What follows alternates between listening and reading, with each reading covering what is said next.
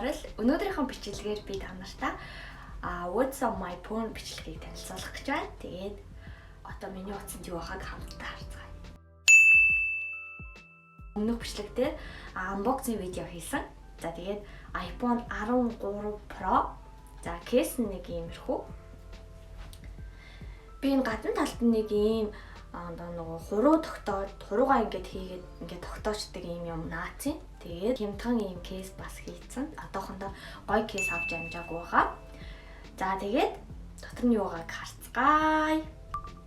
За хамгийн эхлээд миний нүүрийн дэлгэцийг харцгаая. Би дэлгэцэн дээр нэг их олон зураг тавьдаггүй, зүгээр утасных нь өөрийнхөө зургийг л байлгадаг. Тэгээд их гоё янз бүрийн темплейттэй болгодоггүй. За хамгийн эхлээд no needs руу оръё. No needs дотор ерөөсөө ашигладаггүй юмнууд байдаг. Нэг их ашигладаггүй. За ер нь бараг ашигладаггүй гэж хэлж болно. За тэгээд мэдээж email, messages энтер байна. За utilities дотор болохоор одоо хэрэгслүүд хаяа ашигладаг. За фото edit дотор. За энэ PS Express гэсэн энийг ер нь голцоо ашигладаг. За тэгээд PixArt дээр одоо хөөрхөн стикер, янз бүрийн зургнууд, background гэл гой юмнууд байдаг. Тэгээд PixArt-ыг бас их ашигладаг. За энэ iSmart Go гэсэн энэ болохоор нөгөө миний сая gimbal авсан unboxing видеого бас хийсэн байгаа шүү нэрээ сонирхчихлээ үү. Тэгээд тэр iSmart Go гэдэг энэ аппликейшн нь болохоор gimbal-а холбодог, утастай холбоо. Тэгээд тэрүүгээрээ бичдэг тийм аппликейшн байгаа. Тэгээд энийг яг бичлэг хийх үедээ ашигладаг. За энэ Snow байна. Snow-ыг бол би зураг авахтаа л ашигладаг. Фильтрүүд нь гоё. Эффектүүд нь дэжгүй. За Canva. За энэ Canva-г бол амар их ашигладаг.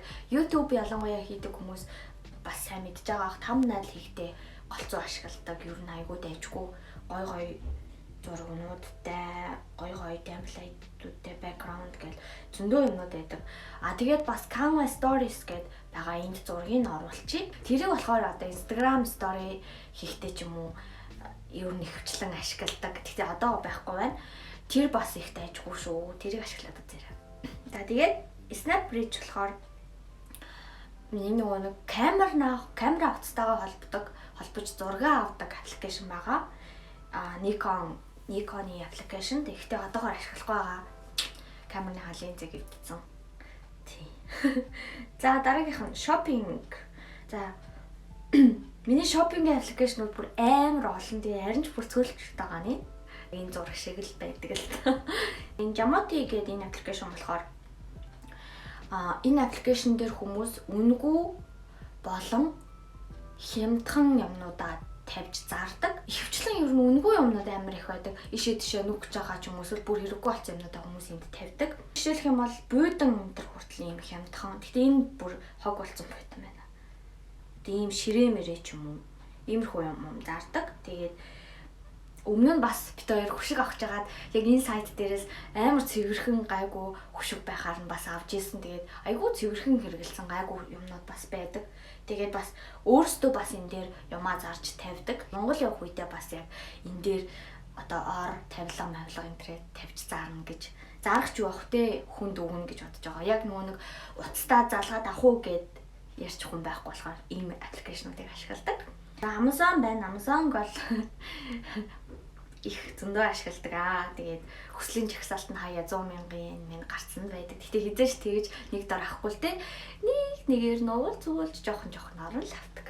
За iHerb энэ дотор болохоор одоо органик, байгалийн гаралтай, тэгээд амьтан дээр туршилт хийдэггүй, амьтны одоо юмыг ашиглаж хийгээгүй ч юм уу. Тиймэрхүү юмнуудыг ихвчлэн тийм органик юмнууд зардаг. За энэ AliExpress гэдэг энэ болохоор хятадын Taobao амар адилхан юм байна лээ. Юмнууд нь яг адилхан. Тэгээд амар хямдхан. Гэтэ бүр хямдханаас нь захиалах юм бол үнэхээр хог ирдэг. Гайгүй яг дунджийн байраа захиалах юм бол гайгүй чанартай юмнууд ирд юм байлээ. Эндээс бас ганц 2 3 юм захиалж авч үзсэн. Тэгэхээр яаж захиалахыг мэдэхгүй байвал над руу чатчихээрэй. За дараагийнх нь Yes Style.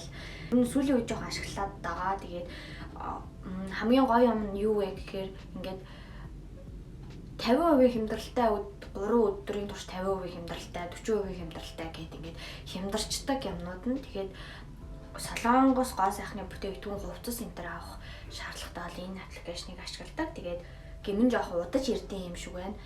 Дахиалсан байгаа. Одоо л ирэг байгаа 10 хонжийн.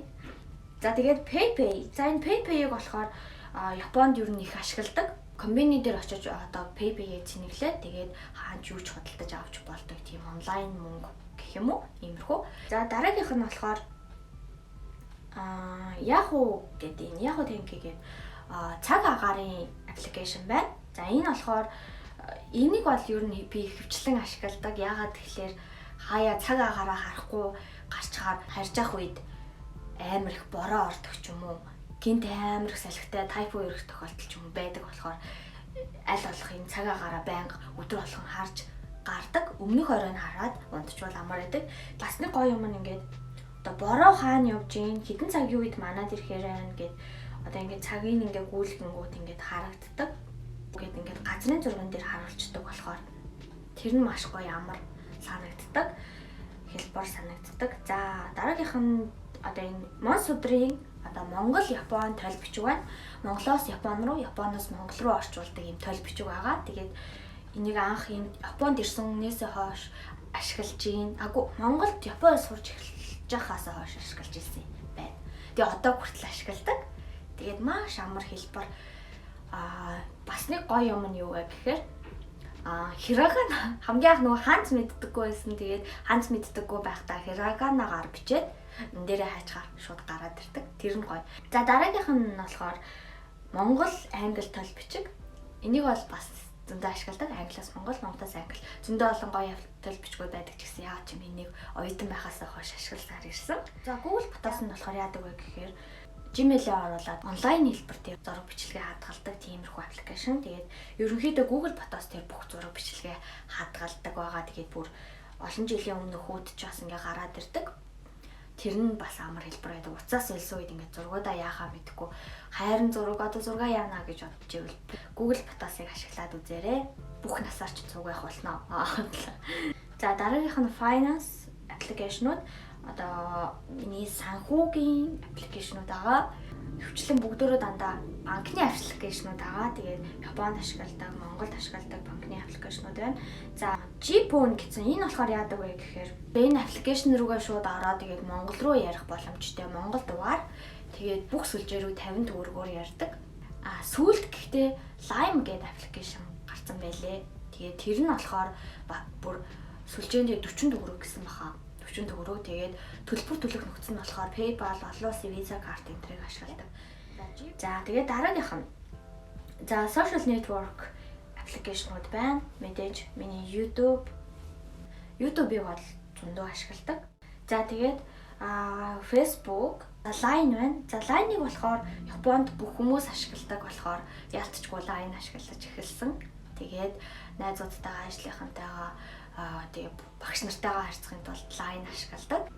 Бид нар Монгол мессенжерийг төлхөө ашигладагтай яг адилхан Японд Line-ыг төлхөө ашигладаг юм байлээ. За дараагийнх нь болохоор TikTok. Миний TikTok аккаунт байна. Нэг их бичлэг хийдэг олон ч дагагчтай биш. Тэгээд YouTube Studio. За YouTube Studio нь болохоор яадаг вэ гэхээр таны бичлэг одоо хизээ хамгийн их үзэлттэй байна. Хэдэн цагийн үед илүү их үзэлттэй болсон байна. Дундаж үзэлт нь хэр байна. Тэ одоо subscribe чинь хэрхэн өөрчлөгдөж хувьсж гин өсөж гинөө буурж гинөө гэдгийг бас харуулдаг. За энэ дээр харж байгаа чинь үзэлт чинь одоо хэдэн сард илүү өсөөд хэдэн цагт илүү яасан байна гэд бүх мэдээллийг илүү наривчлалтайгаар оруулж өгдөг. Тэгээд тэрийг ингээд хараад хянаад явах боломжтой тийм аппликейшн байгаа. Би тэгээ сүүлд Японд амиа хорлдог аймууд болон одоо бусад газруудын талаар мэдээлэл оруулсан боловч YouTube-ээс цаанаас нь болохгүй дөрөв төрсэн бичлэг байна гэдэг устгахчихсан. Тэгээд өнгөрсөн 7 хоног бичлэг оруулж чадаагүй. Тэрэн дээр үнэхээр уучлаарай. За дараагийнх нь болохоор Business Suite гэдэг. Энэ болохоор бас яг адилхан YouTube студиотой бас адилхан Facebook page одоо хянж менеж хийдэг тийм аппликейшн. Ямар бичлэгч нь илүү их одоо лайк, шеэртэй байна, үзэлттэй байна хідэн цагийн үед үзэлт нь ихстэй байна, хүмүүс их үзтэй байна, ямар насныхан үзэж гин тиймэрхүү наривчлалтай мэдээллүүдийг энэ дээр харж хянах боломжтой байдаг. За Pinterest гэрээ чимэглэх, гоёх, тогтжуулах, тэгээ шинэ жилээр яаж гоё уур амьсгалах оруулах уу ч юм уу. Тиймэрхүү үед энэ санаа авах юмнууд энэ Pinterest дээр их байдаг. За Shazam байна. Shazam-ыг болохоор би хвчлэн YouTube дээр background дуу сонгохдоо хвчлэн ашигладаг. Өөрийнхөө таалагдсан дуугаа сонсож байгаад нэрийг нь мэдэхгүй байх тохиолдолд одоо Shazam-аар хайгаад тэгээд шууд дуугаа олчдаг байгаа. Mercari-г хүмүүс бас амар их ашигладаг Японд. Энэ нь яадаг вэ гэхээр Mercari дээр бараагаад зараад танд орж ирсэн мөнгөөрөө буцаагаад Mercari-гасаа юм авч болно. Аль эсвэл шууд Mercari-д орсон мөнгөө бэлэн мөнгө болгож аваад юм худалдаж авч болно. Хамгийн гоё юмнууд нь Mercari дээр одоо байхгүй юм гэж байхгүй. Анх бүртгүүлж байгаа хүмүүс энэ кодыг ашиглаарай. За энэ Payday байна. Payday болохоор одоо утасныхаа төлбөрийг төлдөг аппликейшн. Би iPhone 13 Pro-гоо лизингээр авсан 24 сарын хугацаатай. Тэгээд тэрнийхээ мөнгийг төлдөг аппликейшн байгаа. Тэгээд за энэ Call of Duty-г болохоор манай найз залуу тоглодог. Миний дэлгэц илүү нэгтршил сайтай байдаг гэд. Миний утас дээр тоглодог. За энэ Photomat байна. За энэ Photomat дээр болохоор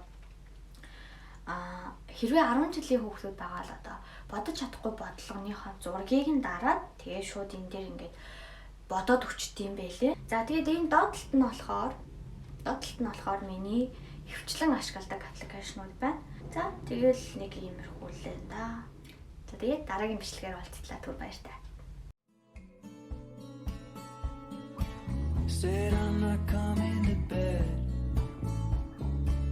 Might go out walking instead.